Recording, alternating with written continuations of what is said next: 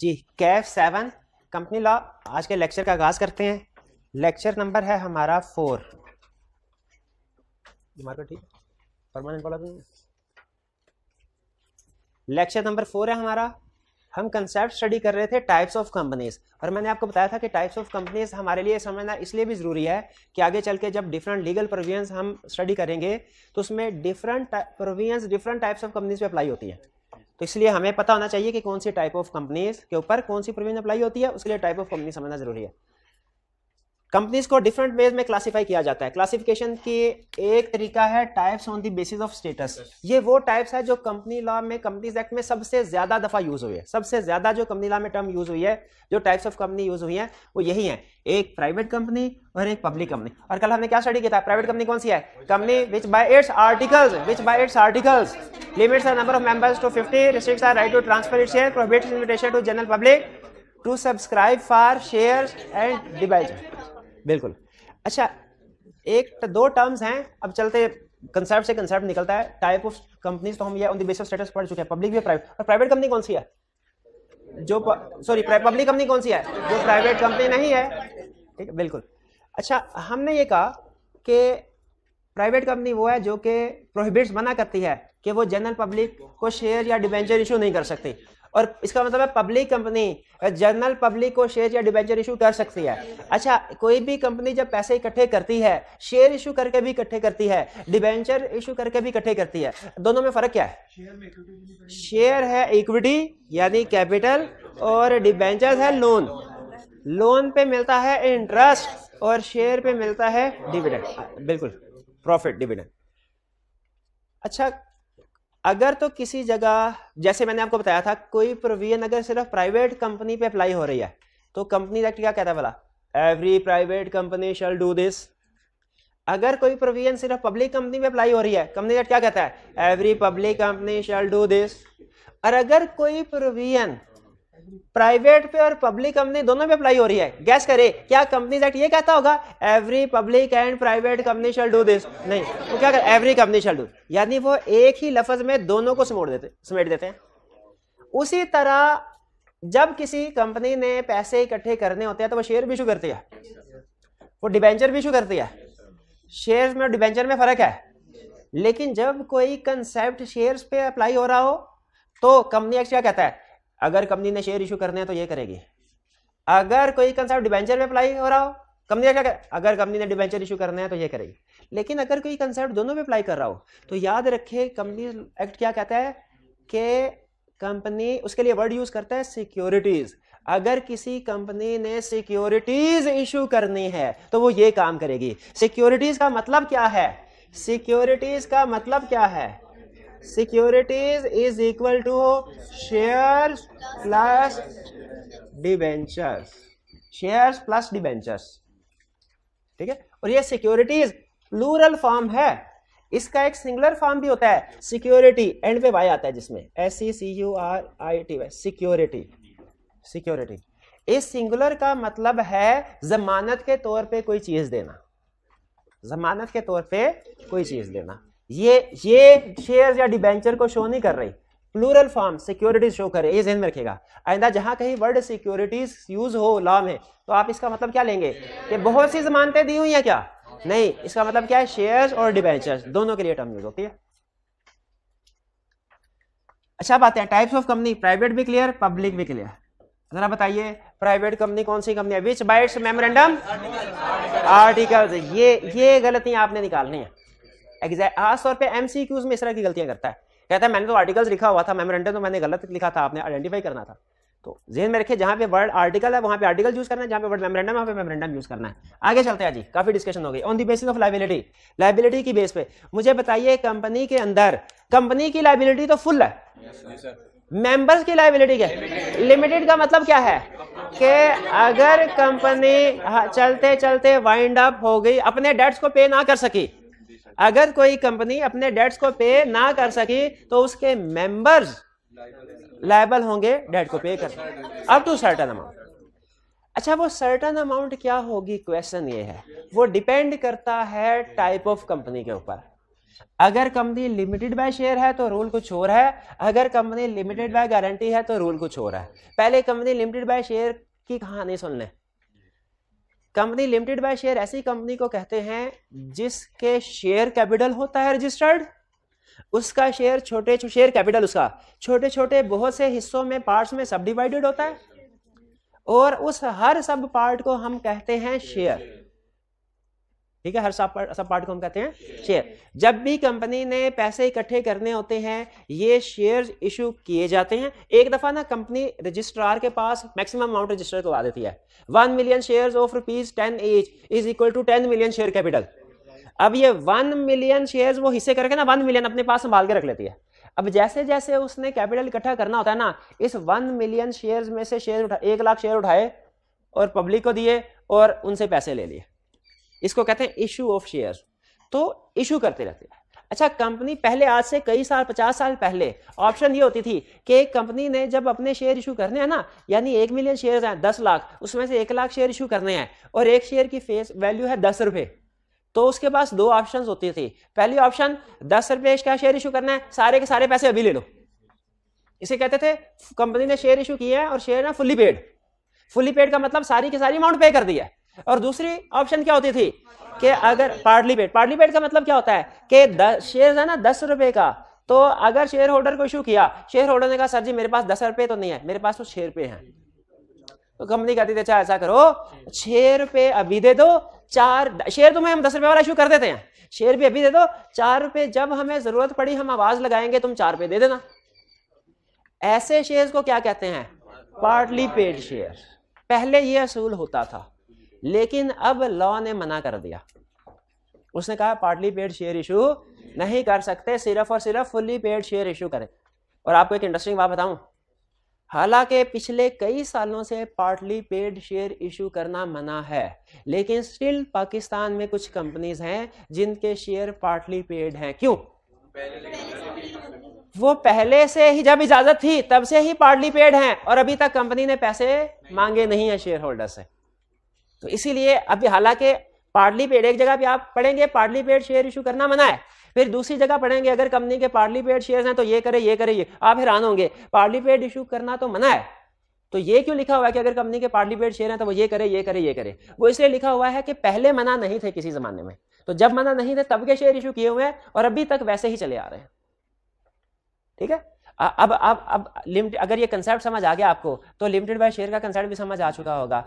अगर एक कंपनी है वो लिमिटेड बाय शेयर, उसके शेयर्स हैं, उसमें शेयर होल्डर्स की लायबिलिटी कितनी है? अप टू 100, यानी अगर शेयर्स फुल्ली पेड हैं तो 0 और अगर पार्टली पेड हैं तो जितना अनपेड अमाउंट है।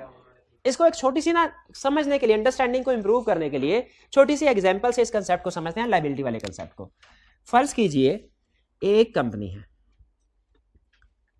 चल रही है, उसके एसेट्स हैं 300 मिलियन और लायबिलिटीज हैं 500 मिलियन। लायबिलिटीज ज्यादा है, एसेट्स कम है। अच्छा, इसमें ना अब जो लायबिलिटीज है ना, एक टर्म और ना आपको साथ समझा दूं। अभी आपको एक टर्म बताइए सिक्योरिटीज। लॉ की छोटी छोटी टर्म्स हैं, अगर आपको इसका मतलब समझ आएगा ना तो प्रोविजन समझना आसान हो जाता है। आपको पता है क्रेडिटर किसको कहते हैं? जिसे उधार इन्वेंट्री बाई करते हैं। गलत। अब आप कहेंगे सर अकाउंटिंग में तो हमें यही सिखाया हुआ है, मैंने भी यही पढ़ा है। अकाउंटिंग के हिसाब से ये कंसेप्ट ठीक है। अकाउंटिंग के पेपर में क्रेडिटर का मतलब यही है कि जिससे उधार सामान खरीदे। अकाउंटिंग के पेपर में जिससे उधार सामान खरीदे उसे कहते हैं क्रेडिटर, जिससे उधार पैसे लें उसे कहते हैं लेंडर। शाबाश। और अगर किसी को आपने सैलरी देनी है या रेंट देना है उसे कहते हैं अक्रूड लायबिलिटी। अक्रूड लायबिलिटी जिस बंदे को, याद रखिए लॉ में किसी भी बंदे को आपने पैसे देने हैं अगर, उसे कहते हैं क्रेडिटर। उसे क्या कहते हैं? क्रेडिटर। यानी लॉ की लैंग्वेज में अगर आपने किसी से उधार माल लिया है, पैसे देने हैं, उसे क्या कहेंगे? क्रेडिटर। किसी बैंक से 5 साल के लिए लोन लिया है, लॉ की लैंग्वेज में उसे क्या कहेंगे? क्रेडिटर। इवन आपका वो स्टाफ जिसको आपने सैलरी पे करनी है, अभी सैलरी पे नहीं की सैलरी पे करनी है, उसे भी लॉ की लैंग्वेज में क्या कहेंगे? क्रेडिटर। तो ये लाइबिलिटीज जो है ना, लाइबिलिटीज की बजाय मैं वर्ड यूज कर रहा हूं क्रेडिटर। तो क्रेडिटर का मतलब क्या है? हर वो आदमी जिसको आपने कोई अमाउंट पे करनी है। अच्छा, अगर तो क्रेडिटर चुप करके बैठे रहना, कंपनी मजीद चलती रहेगी, ठीक है। लेकिन अगर क्रेडिटर में से कोई बंदा पैसे मांग ले, और लॉ ने एक जगह पे लिखा हुआ है, हमारा एक टॉपिक है, हमारा ये भी तो चैप्टर 1 है ना, बेसिक कंसेप्ट है। इसके बाद चैप्टर जो लॉ स्टार्ट होगा ना, चैप्टर 2 से होगा, उसमें वो चैप्टर 2 है रजिस्ट्रेशन ऑफ कंपनीज, के कंपनी कैसे रजिस्टर इनकॉर्पोरेट होती है, ये है चैप्टर 2। हमारा लास्ट चैप्टर है, गैस कर सकते हैं कौन सा होगा? शाबाश, वाइंडिंग अप ऑफ कंपनीज, के कंपनी खत्म कैसे होगी। वाइंडिंग अप ऑफ कंपनीज में एक जगह पे लिखता है कि अगर कंपनी का कोई क्रेडिटर है, वो कंपनी से पैसे मांगता है, कंपनी पैसे नहीं दे पाती, ऐसी कंपनी को बंद कर देंगे हम, ऐसी कंपनी को बंद। तो अगर क्रेडिटर ने पैसे डिमांड नहीं किए, कंपनी चलती रहेगी। क्रेडिटर ने पैसे डिमांड कर लिए, कंपनी बंद। अब कंपनी बंद यानी वाइंडिंग अप में चली गई।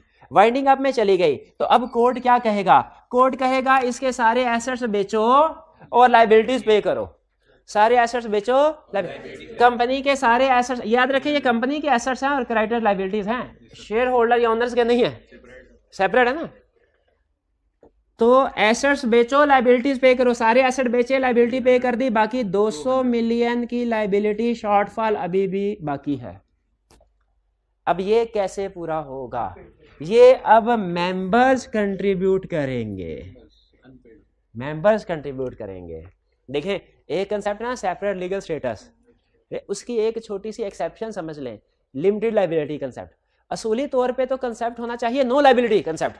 नो लायबिलिटी कंसेप्ट क्या है कि कंपनी के जितने मर्जी लायबिलिटी हो, कंपनी जितने मर्जी पैसे देने, ओनर्स 1 रुपया भी नहीं डालेंगे, ये है नो लायबिलिटी कंसेप्ट। ये नहीं है, कंसेप्ट है लिमिटेड लायबिलिटी। लिमिटेड लायबिलिटी का मतलब क्या है कि जब कंपनी ने पैसे अदा कर, वाइंडिंग अप में सफिशिएंट पैसे नहीं है, कंपनी ने क्रेडिटर को पैसे अदा करने हैं, तो मेंबर्स आएंगे और कुछ ना कुछ कंट्रीब्यूट करेंगे।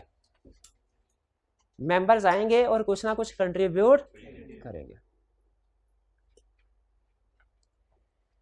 वो कितना करेंगे वो डिपेंड करता है।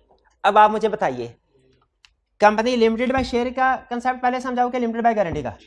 लिमिटेड बाय, अगर ये कंपनी है ना लिमिटेड बाय शेयर और शॉर्टफॉल है 200 मिलियन का, तो लिमिटेड बाय शेयर में मेंबर्स की लायबिलिटी कितनी होगी? Up to unpaid amount of shares held by them. यानी अगर इस कंपनी में जो मेंबर्स हैं, जो शेयर होल्डर्स हैं, जो मेंबर है, अगर उन्होंने सारे शेयर्स फुली पेड है तो उन्होंने कितने पैसे अदा करने हैं? 0। और अगर शेयर्स पार्टली पेड है तो जितना अनपेड है वो पे कर, जितना पेड नहीं, जितना अनपेड है वो पे करना। जैसे अगर किसी के पास 1 मिलियन शेयर्स हैं, 10 रुपए फेस वैल्यू शेयर है, 6 रुपए पे कर दिया हुआ है, एक शेयर के ऊपर कितनी लायबिलिटी है? 4 रुपए। और अगर 1 मिलियन शेयर थे उसके पास 4 मिलियन, यानी वो शेयर होल्डर 4 मिलियन पे करेगा और बाकी 196 जो होगा, जो 196 होगा वो बैड डेट होगा लोगों का। क्लियर? यही कह रहा है कंपनी लिमिटेड बाय शेयर में मेंबर्स की लायबिलिटी होगी कितनी? Liability up to unpaid amount of shares, up to unpaid amount of shares, उस अमाउंट शेयर्स की वो अमाउंट जो कि अनपेड है। भैया बात समझ आ रही? और अगर शेयर्स फुली पेड है, 0 लायबिलिटी। शेयर फुली पेड है तो कोई लायबिलिटी, 0 लायबिलिटी। ये क्लियर हो गया?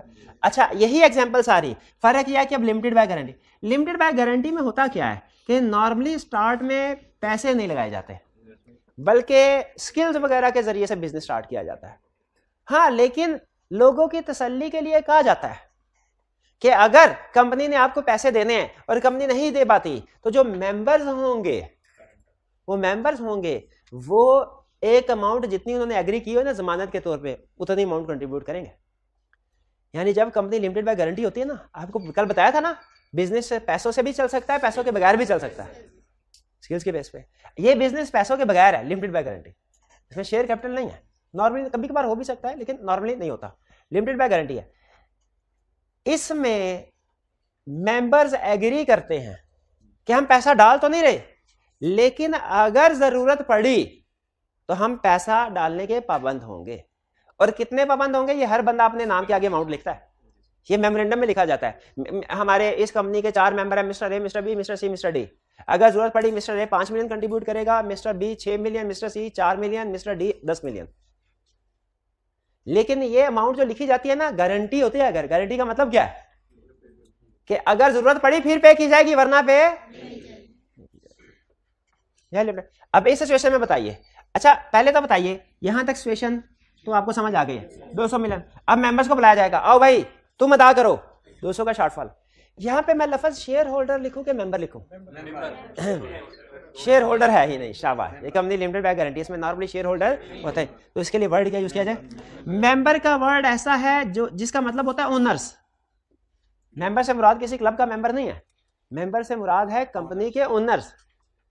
ये word company limited by share में भी यूज हो सकता है और कंपनी लिमिटेड बाय गारंटी में भी यूज हो सकता है। मेंबर्स, अब मेंबर्स कितने कितने पैसे डालेंगे? ए ने गारंटी दी थी, फर्ज कीजिए 4 मिलियन, बी ने कहा था 6, सी ने कहा था 3, डी ने कहा था 10, तो ये टोटल 23 मिलियन इन्होंने कंट्रीब्यूट किया। बाकी का 177 मिलियन। ये लिमिटेड बाय गारंटी समझ आई? अब जरा इसके अल्फाज सुनिएगा जरा। एक कंपनी लिमिटेड बाय गारंटी कैसी कंपनी है? ये ऐसी कंपनी है जिसमें लायबिलिटी है लिमिटेड। कब तक limited? Up to amount agree to contribute. Amount agreed, किसने एग्री किया? मेंबर्स ने, कि वो कंट्रीब्यूट करेंगे। Contribute towards assets of the company, यानी एसेट्स को बढ़ाने के लिए कंट्रीब्यूट करेंगे। कब? कब? Time of winding up, winding up के वक्त। यानी जब कंपनी वाइंड अप हो रही होगी, अगर इसकी लायबिलिटीज ज्यादा और एसेट्स कम हुए हैं, तो हम मेंबर्स गारंटी देते हैं हम इतने इतने पैसे कंट्रीब्यूट करेंगे। ये है कंपनी लिमिटेड बाय गारंटी। भाई लिमिटेड बाय गारंटी अगर समझ आया, लिमिटेड बाय शेयर भी क्लियर। अच्छा, while he is a member or within 1 year, ये बहुत ही इंटरेस्टिंग वर्ड है, ये आपको पढ़ के समझ नहीं आएगा।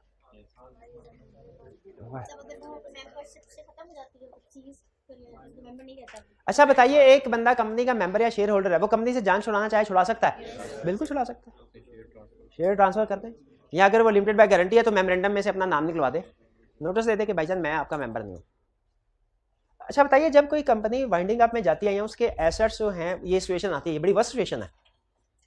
क्या ये अचानक से आ जाती है कि सुबह के वक्त कंपनी 200 मिलियन सरप्लस में थी और शाम को 300 मिलियन डेफिसिट में चली गई?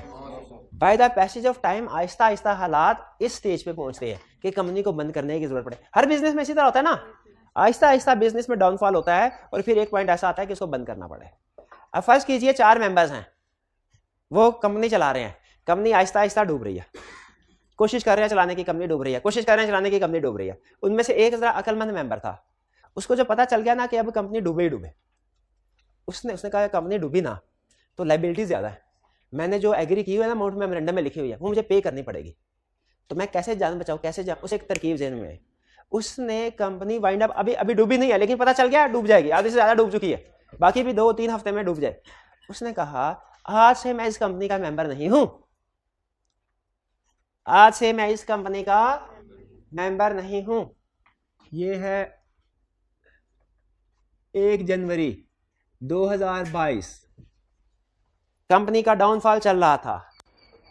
ये है 15 अप्रैल, इधर एक मिस्टर ए को पता चल गया कंपनी अब डूबे डूबे। इसने 15 अप्रैल को कहा कि मैं अब कंपनी का मेंबर नहीं हूं। He ceases to be a member of company on 15 अप्रैल। आगे चल के 5 मई को कंपनी डूब जाती है, ये कंपनी डूब गई। जिस वक्त कंपनी डूबी, बैंकरप्ट हुई, वाइंडिंग अप में जाती, उसमें बी, सी और डी मेंबर हैं। क्या ये कंट्रीब्यूट करेंगे? करेंगे। क्या ए जो 15 अप्रैल को छोड़ चुका है, क्या ये कंट्रीब्यूट करेगा? क्यों? ये तो मेंबर नहीं है। ला ने कहा नहीं ठहर जाएं, अब इतना सादा ना समझे। इसका तो मतलब ये होगा जब कंपनी डूबने लगे कि 2 दिन पहले सारे मेंबर कहेंगे हम अब मेंबर नहीं है, तो क्रेडिटर से पेमेंट किसको करवाएंगे? उन्होंने कहा नहीं, आपने जिस दिन छोड़ा ना, अगर उसके 1 साल के अंदर अंदर भी कंपनी वाइंड अप होगी, आप जिम्मेदार होंगे, गारंटी के पैसे देंगे। बताइए ये रिक्वायरमेंट अच्छी है कि नहीं? वरना तो कश्ती डूबती देख के सारे छलांग लगा लेते हैं ना। उन्होंने कहा भाई अगर आप छलांग लगाए भी ना तो भी जाल फेंकेंगे शिकंजा, साल के अंदर अंदर अगर आप हुए ना आपकी लायबिलिटी राइज हो जाएगी। भाई ये बात समझ आई? लेकिन ट्विस्ट में ट्विस्ट है। ये ट्विस्ट समझ आ गया कि अगर कंपनी वाइंड अप होने से पहले 1 साल तक कोई मेंबरशिप छोड़े तो वो भी लायबल होगा। दूसरा ट्विस्ट आप समझते हैं, 15 अप्रैल को जो मिस्टर ए ने छोड़ा कंपनी को, मिस्टर ए लायबल है कौन से वाले डेट्स का? इन्होंने एक लोन लिया है 50 मिलियन का बैंक ए से और एक लोन लिया है 15 मिलियन का बैंक बी से। बताइए ए कौन से वाले डेट के लिए लायबल है? जो उसके दौरे हुकूमत में हुए थे कि उसके बाद भी? यही समझा रहा है कि लायबिलिटी लिमिटेड होगी कब तक? अप टू अमाउंट, किस अमाउंट तक? Agree to contribute on winding up. ठीक है, लिमिटेड बाय गारंटी में एवरी मेंबर की लायबिलिटी है up to amount to contribute, जो उसने एग्री की हुई है कि वो कंट्रीब्यूट करेगा जब कंपनी वाइंड अप होगी। एग्री कहां की हुई है? मेमोरेंडम में। एग्री कहां की हुई है? आर्टिकल्स में नहीं, मेमोरेंडम में। क्या एग्री किया है कि अगर कंपनी वाइंड अप होगी, जरूरत पड़ी तो मैं इतने पैसे दूंगा वाइल ही इज मेंबर। यानी अगर कंपनी उसके मेंबर होते होते वाइंड अप में गई है तो भी वो लायबल है, और अगर उसने मेंबरशिप छोड़ दी और 1 साल के अंदर अंदर वाइंड अप हुई फिर भी लायबल है। लेकिन कौन से डेट्स के लिए? जो उसके दौरे हुकूमत में थे, जब वो मेंबर था, while he was a member. ये कंसेप्ट समझ आया लिमिटेड बाय गारंटी का? कैलकुलेशन कर लेंगे इसके ऊपर। आई के आपने 2 केस स्टडीज बनाई हुई हैं इस एक कंसेप्ट के ऊपर, लिमिटेड बाय गारंटी। ऐसे नहीं टाइम लगाया इसके ऊपर। समझ आया कि नहीं? लिमिटेड बाय जी 1 साल से ज्यादा टाइम हो जाता है फिर इसकी एक ही कोई लायबिलिटी नहीं है, वो कभी नहीं देगा। 1 साल गुजर गया तो सब गुजर गया। अगर छोड़ने के 1 साल बाद तक कंपनी चलती रही तो उसका मतलब है इसने कंपनी को सही हालत में छोड़ा था, वो बाद वालों की हरकतें ऐसी है कि कंपनी डूबी है, इसको तो फिर सजा नहीं ना मिलनी चाहिए। तो 1 साल का रूल, लिमिटेड बाय गारंटी में 1 साल का रूल में रखिएगा। जी क्या लिमिटेड बाय गारंटी में शेयर इशू होते हैं? अब देखिए मैंने आपको लेके चलना है स्टेप बाय स्टेप, इसलिए मैं आंसर भी स्टेप बाय स्टेप दूंगा नहीं। हाँ, लेकिन आगे चल के शायद मैं कहूं कि कभी कभार हो भी सकते हैं, कभी कभार, लेकिन नॉर्मली अभी बेसिक कंसेप्ट बिल्ड करें। नहीं, लिमिटेड बाय गारंटी में नॉर्मली शेयर कैपिटल नहीं होता। Normally share capital limited by guarantee और कंपनी लिमिटेड बाय शेयर में हमेशा होता है। अनलिमिटेड कंपनी कौन सी है? जिसमें मेंबर्स की लायबिलिटी अनलिमिटेड है। ये फॉरेन कंट्रीज में तो कॉमन कंसेप्ट है। पाकिस्तान में इतनी कंपनी, रेयर कंपनी है शायद कोई हो जो अनलिमिटेड लायबिलिटी के साथ हो। इसमें नाम से जाहिर है कि ऐसी कंपनी जिसमें मेंबर्स की लायबिलिटी अनलिमिटेड है। यानी अगर ये अनलिमिटेड कंपनी होती तो मेंबर्स ने घर से कितने पैसे लाने होते? 200 मिलियन। 200 मिलियन। यहां तक क्लियर? आगे चलें। चलो जी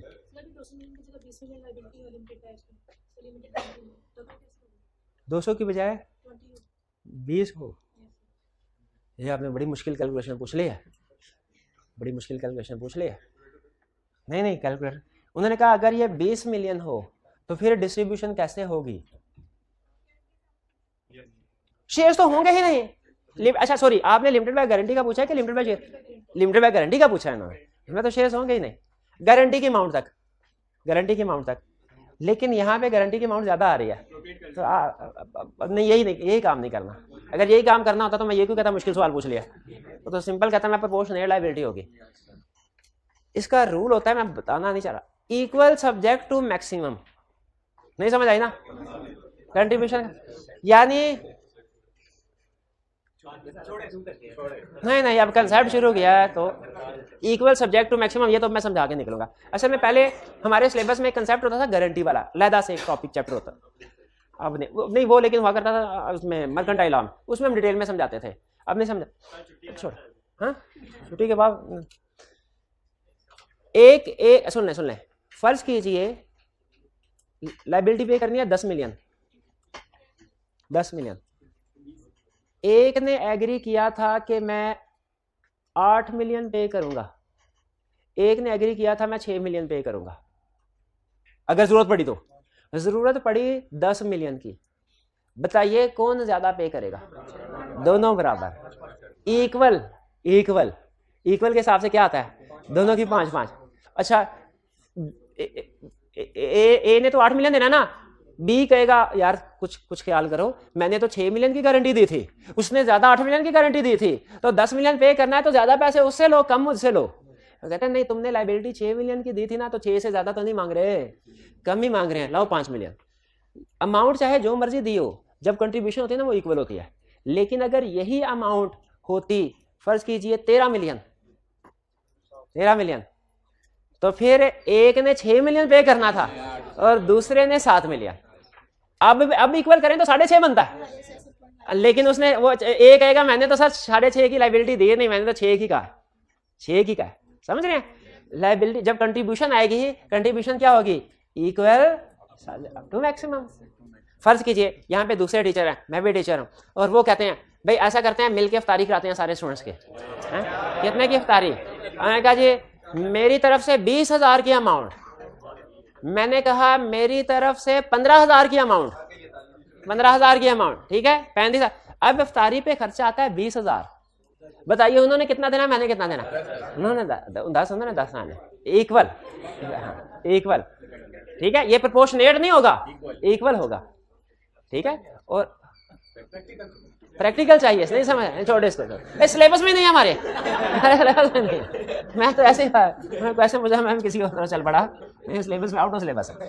बहरहाल लिमिटेड आपको अमाउंट कैलकुलेट करने को नहीं कहेगा, लेकिन आपको ये पूछेगा कि बताओ ये वाला जो डेट लिया था ना, ये डेट इसके लिए ये लायबल है कि नहीं, और ये वाला जो डेट था इसके लिए लायबल है कि नहीं। एक पर एक पार्टनर, एक मेंबर के पॉइंट ऑफ व्यू से पूछेगा, ये ध्यान रखें। On the basis of liability भी क्लियर हो गया, on the basis of status भी क्लियर हो गया। अब कुछ अदर कंपनी था, अच्छा जी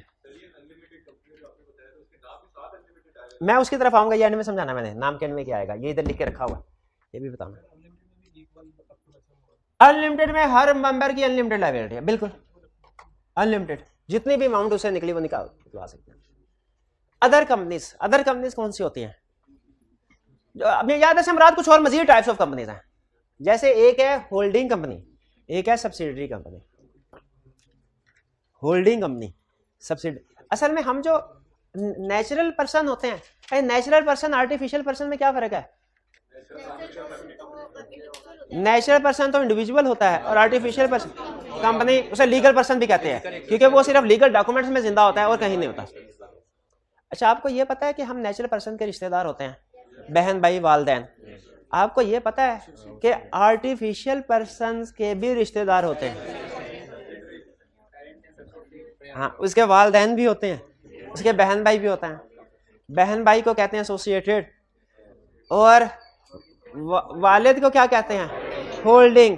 और जो बेटा कंपनी होती है इसे कहते हैं सब्सिडरी, पेरेंट। हाँ अच्छा, ये नॉर्मल लैंग्वेज में मैनेजमेंट में पेरेंट कंपनी का वर्ड बोला जाता है, लेकिन लॉ क्या वर्ड बोलता है? होल्डिंग। लॉ के पेपर में कभी आपको पेरेंट कंपनी का वर्ड किसी क्वेश्चन में नहीं मिलेगा।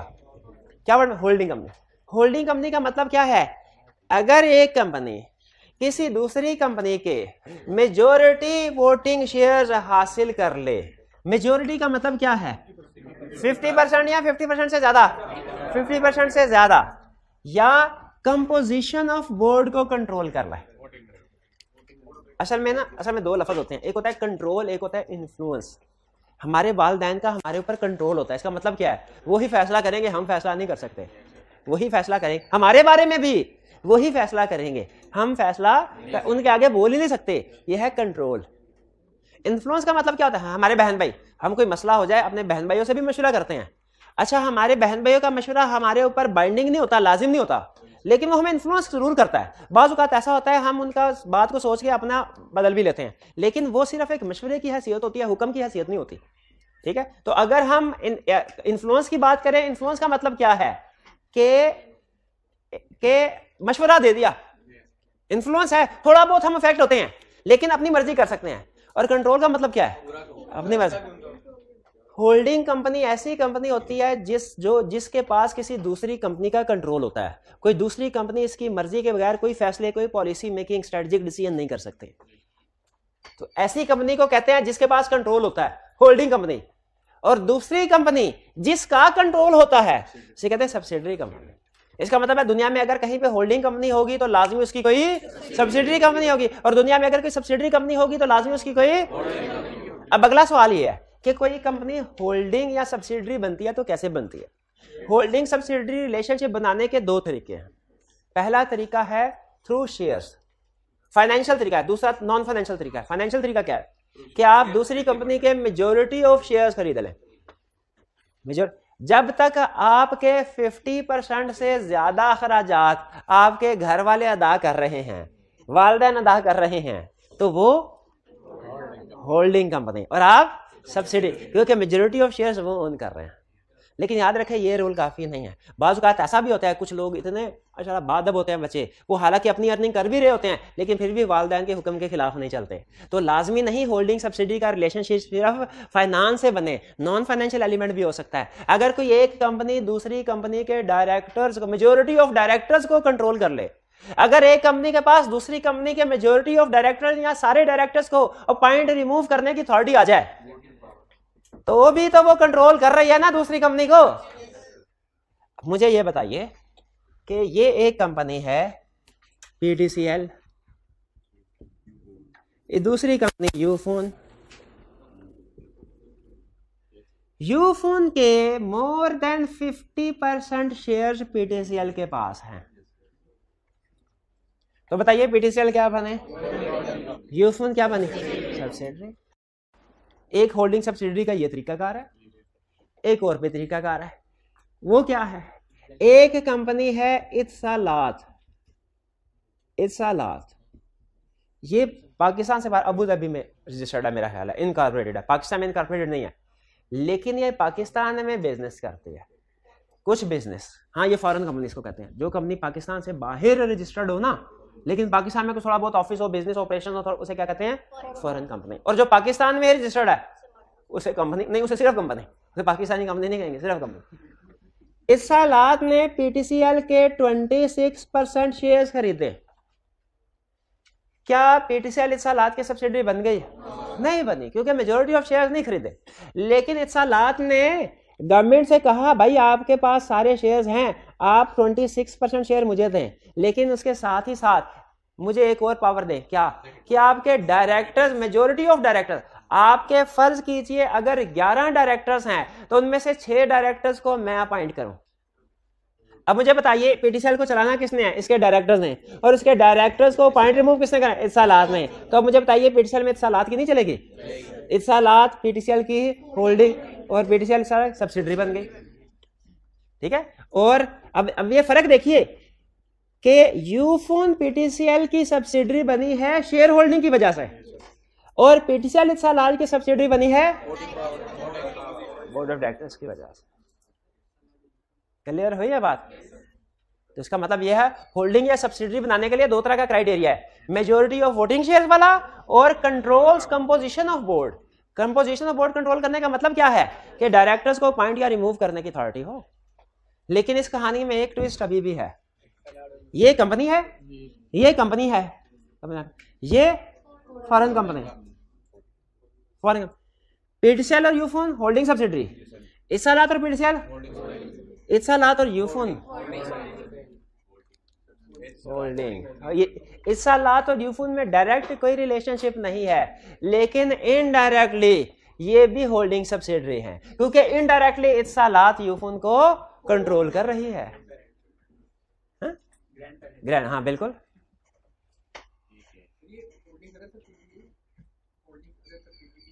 होल्डिंग अदर सब नहीं नहीं नहीं नहीं, वो एक दूसरा कंसेप्ट है, वो बात में देखेंगे। भाई ये बात समझ आ गई आपको?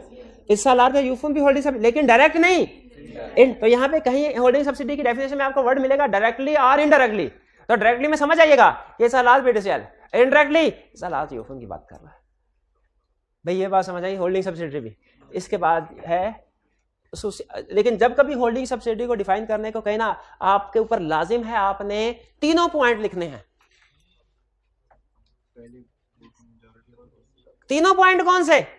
पहला पॉइंट वोट शेयर्स वाला, दूसरा पॉइंट कंपोज बोर्ड वाला, तीसरा पॉइंट क्या है? कंपोजिशन ऑफ बोर्ड का मतलब क्या है ये भी तो बताना है कि पावर टू अपॉइंट और रिमूव मेजोरिटी और ऑल डायरेक्टर्स, इसका मतलब भी समझाना उसको। एग्जाम में वो कहता है कि स्टूडेंट शेयर की बात कर देते हैं, कंट्रोल्स कंपोजिशन बोर्ड की बात कर देते हैं, लेकिन इसका मतलब क्या एक्सप्लेन नहीं करते। होल्डिंग सब्सिडी क्लियर हो गया? अगर आगे कहीं लॉ में वर्ड आएगा holding subsidy shall do this तो समझ आएंगे। Association not for profit. दुनिया में क्या कुछ लोग ऐसे होते हैं जो खिदमत हल का काम करते हैं? क्या दुनिया में कुछ ऐसी कंपनीज भी होती हैं जो खिदमत हल का काम करती हैं? यस, ऐसी कंपनीज को कहते हैं एसोसिएशन नॉट फॉर प्रॉफिट। इसको आप कंपनी के तौर पर रजिस्टर करवा सकते हैं, ये भी एक टाइप ऑफ कंपनी है। हालांकि इसमें लफ्ज कंपनी नहीं आ रहा, अगर आप नोट करें ना, पब्लिक कंपनी, कंपनी का लफ्ज आया, प्राइवेट कंपनी, ठीक है, company limited by share, company limited by guarantee, unlimited company, holding company, subsidiary company, लेकिन इसके लिए वर्ड कंपनी नहीं एसोसिएशन का वर्ड यूज होगा। एक खास वजह जो इस टॉपिक को एक्सप्लेन करते हुए मैं बताऊंगा। एसोसिएशन नॉट फॉर प्रॉफिट ध्यान में रखिएगा, ये भी एक टाइप ऑफ कंपनी है जो हमने पढ़नी है, अभी नहीं पढ़ी। आगे कुछ चलें? जी जी, ये एसोसिएशन नॉट फॉर, इसके बारे में डिटेल में हम स्टडी करेंगे आगे। ये अभी मैंने ये पूरा टॉपिक है और आईकैप का फेवरेट टॉपिक है, लेकिन मैं अभी नहीं पढ़ा रहा, ये अलग से लर्निंग ऑब्जेक्टिव पूरा स्टडी करेंगे। जी नहीं 26% तो मैंने आपको वैसे ही एग्जांपल बताई थी, यानी बताना ये चाहा था कि अगर 50% से कम शेयर होल्डिंग होगी ना तो होल्डिंग सब्सिडी नहीं बनती। लेकिन फर्ज कीजिए अगर 50% से कम शेयर होल्डिंग है लेकिन डायरेक्टर्स को कंट्रोल कर लिया तो वो होल्डिंग सब्सिडी बन जाएगी। और ये जहन में रखें एक और बात, इन दोनों में और है, यानी होल्डिंग कंपनी बनने के लिए दोनों कंडीशन पूरी करना जरूरी नहीं है, दोनों में से कोई एक भी पूरी होगी तो वो होल्डिंग कंपनी बन जाएगी और दूसरी कंपनी सब्सिडी। सिक्योरिटीज का वर्ड सिर्फ पब्लिक कंपनी के लिए क्या? नहीं, हर तरह की कंपनी के लिए, हर तरह के शेयर और हर तरह के डिबेंचर्स के लिए वर्ड सिक्योरिटी यूज किया जा सकता है। पब्लिक कंपनी टैक्स के केस नहीं, प्राइवेट कंपनी में वो ये होगा कि पब्लिक कंपनी सिक्योरिटीज इशू कर सकती है, वो तो हम भी पढ़ रहे हैं कि सिक्योरिटीज होती हर कंपनी की है, चाहे पब्लिक कंपनी हो चाहे प्राइवेट कंपनी हो, सिक्योरिटीज हर कंपनी की होगी, लेकिन जनरल पब्लिक को सिर्फ पब्लिक कंपनी इशू कर सकती है, प्राइवेट कंपनी इशू नहीं कर सकती। तो याद रखें, प्राइवेट कंपनी के भी शेयर्स होते हैं, प्राइवेट कंपनी के भी डिवेंचर्स होते हैं, लेकिन प्राइवेट कंपनी जनरल पब्लिक को इशू नहीं कर सकती। क्लियर हुई ये बात? वो ये उसको छोड़े, वो कंसेप्ट समझाने के लिए। जी आगे चलते हैं। अच्छा, फॉरेन कंपनी तो समझ आ गया आपको, ऐसी कंपनी जो कि इनकॉर्पोरेटेड आउटसाइड पाकिस्तान लेकिन विच कंडक्ट बिजनेस या प्लेस ऑफ बिजनेस है उसका, या liaison office, information coordination office Pakistan में, उससे हम कहते हैं फॉरेन कंपनी। अच्छा, पब्लिक सेक्टर कंपनी, आपको बताया था ना पब्लिक कंपनी में और पब्लिक सेक्टर कंपनी में फर्क है। क्या फर्क है? कि जिसमें, हाँ जी, यूं कह लीजिए जिसकी होल्डिंग कंपनी गवर्नमेंट होगी उसे पब्लिक सेक्टर कंपनी का, यानी अगर पब्लिक सेक्टर कंपनी ऐसी कंपनी है जिसके 50% से ज्यादा securities, more than 1/2 securities government hold कर रही है, या जिसके majority of directors government appoint कर रही है। बाकी कह रहे हैं अगर कोई एसोसिएशन नॉट फॉर प्रॉफिट है उसको भी अगर गवर्नमेंट थ्रू डायरेक्टरशिप वगैरह कंट्रोल कर रही है तो वो भी पब्लिक सेक्टर कंपनी कहलाएगी। ये वाली लाइन अभी ना पढ़े, ये आपको भी कंफ्यूज करेगी, ये बाद में बताऊंगा आपको। ये वाली लाइन अभी ना पढ़े, अभी सिंपल कंसेप्ट ध्यान में रखें। फॉरेन कंपनी क्लियर हुआ, पब्लिक सेक्टर कंपनी भी क्लियर हुआ। अच्छा, बॉडी कॉर्पोरेट भी अभी मैं नहीं समझा रहा, ये ज्यादा हो जाएगा। हाँ ठीक है जी जी, कोई क्वेश्चन है तो पूछ लीजिए अभी तक। PTCL public sector company, public sector company more. अच्छा, इस एग्जांपल को ना खत्म करो, छोड़, इसमें ना समटाइम आप ओवर थिंकिंग करना शुरू कर देते हैं, इसको छोड़ो। बाकी जो पढ़ाया समझ आ गया? अच्छा, अब अगर क्वेश्चन करने ही है ना, क्वेश्चन करने का इतना ही शौक है आपको, क्वेश्चन इतने ही दिल कर रहा है करने का, तो मैं बताता हूं कौन से क्वेश्चन करें। क्वेश्चन नंबर 2 से लेके क्वेश्चन नंबर 10 रिटन फॉर्म में, रिटन फॉर्म परसों, हाँ कल हमारी क्लास नहीं होगी, मैंने बताया, ये ऑनलाइन वाले स्टूडेंट भी नोट कर लें, कल हमारी क्लास नहीं होगी, परसों होगी इंशाल्लाह। तो क्वेश्चन नंबर 2 से लेके 10।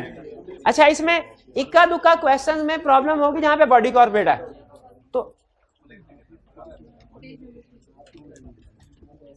अच्छा क्वेश्चन नंबर 1 नहीं किया, क्वेश्चन शाबाश शाबाश, क्वेश्चन नंबर 1 भी करें, क्वेश्चन नंबर 1 भी करें, 1 से 10।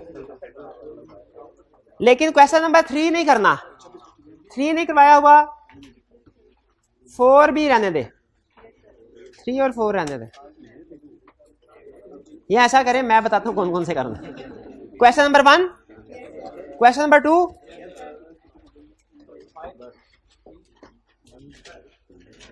1 2 6 7 8 9 10, 1 2 6 7 8 9 10, 1 2 6 7 8 9 10, ये 7 क्वेश्चन आपने रिटन फॉर्म में अटेम्प्ट करना है। ठीक है, चलिए आज का लेक्चर यहाँ पे खत्म करते हैं, अल्लाह हाफिज।